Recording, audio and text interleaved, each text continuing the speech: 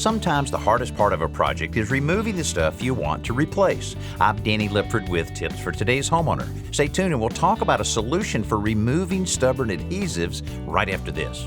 Even if you're not a professional woodworker, you want to use the glue the pros use. And 3 out of 4 pro woodworkers trust Titebond as their choice. For building wood furniture or cabinets, to making picture frames or birdhouses, or just general repairs around the house, Titebond has the widest choice of glues to help with whatever project you want to tackle. Titebond, the right glue for your next project. Just ask the pros. For more information, visit Titebond.com or see them on Facebook.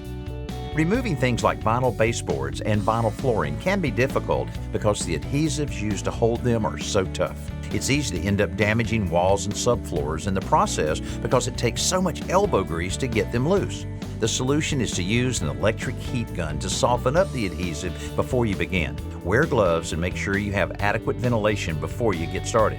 Set the heat gun's temperature to medium and begin heating near a seam. Hold the nozzle a few inches away, moving it back and forth over a small area for about 30 seconds. Insert a wide-bladed putty knife behind the materials to start prying it up. Once it's removed, use the gun to melt the adhesive so you can scrape off the rest with a putty knife. I'm Danny Lipford with tips for today's homeowner.